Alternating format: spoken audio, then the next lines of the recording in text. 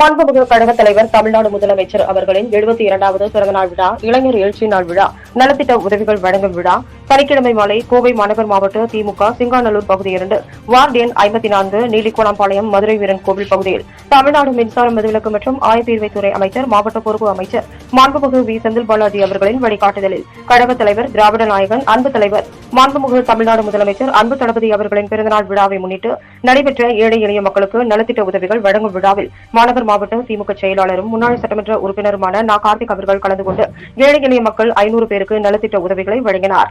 மாண்புமிகு கழக தலைவர் அவர்களின் ஆணைக்கிணங்க கோவை மாநகர் மாவட்ட திமுக செயலாளரும் முன்னாள் சட்டமன்ற உறுப்பினருமான நா. கார்த்திக் அவர்கள் தலைமையில் கழக நிர்வாகிகள் அனைவரும் கீழ்கண்ட உறுதிமொழியினை ஏற்றுக்கொண்டனர். உறுதிமொழி: தமிழ்நாட்டின் நலன்களையும் எதிர்காலத்தையும் யாருக்காகவும் எதற்காகவும் விட்டு தரமாட்டோம். தமிழ்நாட்டின் உரிமைகளுக்காக ஒன்றுபட்டு போராடுவோம். தமிழ்நாடு போராடும், தமிழ்நாடு வெல்லும். இதுதான் ஒரே இலக்கு.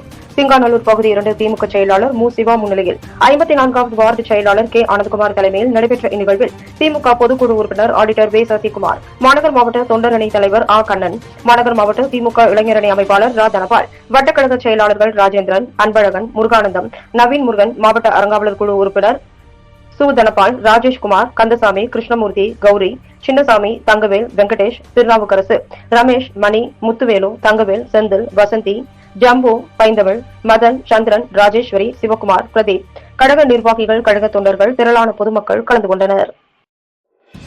நம்முடைய மாண்புமிகு தமிழ்நாட்டுடைய முதலமைச்சர் அன்பு தலைவர் தளபதி அவர்கள் முத்தமிழறிஞர் செம்மொழி காவலர் தலைவர் கலைஞர் அவர்களின் அன்பு புதல்வராக இருந்தாலும் கூட அவர் தொடர்ந்து பார்த்தீங்கன்னா தமிழ்நாட்டில் 60 ஆண்டு காலத்திற்கு மேலாக தன்னுடைய அரசியல் பயணத்தை தொடங்கியிருக்கிறார். 14 வயசுல அவர் தன்னுடைய அரசியல் பயணத்தை நம்முடைய தலைவர் அவர்கள் தொடங்கியிருக்கிறார்.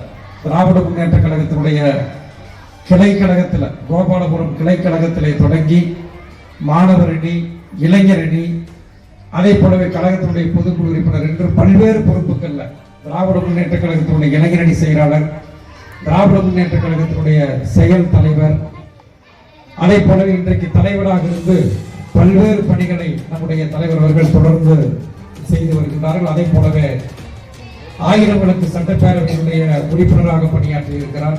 சென்னை மாநகராட்சியினுடைய மேயராக இருந்திருக்கிறார். அதே போலவே தமிழ்நாட்டுடைய உள்ளாட்சித்துறை அமைச்சராக இருந்து பணியாற்றி இருக்கிறார். இப்பொழுது தமிழ்நாட்டுடைய முதலமைச்சராக 2021ஆம் ஆண்டு தேர்வு செய்யப்பட்டு பல்வேறு பொன்னான திட்டங்களை எல்லாம் செயல்படுத்தி பொற்கால ஆட்சி நடத்தி வருகின்றார். 2019ஆம் ஆண்டு திராவிட முன்னேற்ற கழகத்தினுடைய தலைவராக நம்முடைய அன்பு தலைவர் தளபதி அவர்கள் பொறுப்பணியேற்றுக் கொண்டதற்கு பிறகு பார்த்தீங்கன்னா அவர் தலைவராக வந்ததுக்கு பின்னாடி நடைபெற்ற தமிழ்நாட்டில் நடந்த எல்லா தேர்தலிலுமே 2019ஆம் ஆண்டு தமிழ்நாடு புதுவை மாநிலம் 2 சேர்த்து பார்த்தீங்கன்னா 40 தொகுதி இருக்கு. அதுல 39 தொகுதிகள்ல 2019ஆம் ஆண்டு நடைபெற்ற நாடாளுமன்ற தேர்தல், மக்களவை தேர்தலில் மாபெரும் வெற்றியை பெற்றுக் கொடுத்தவர் நம்முடைய அன்பு தலைவர் தளபதி அவர்கள்.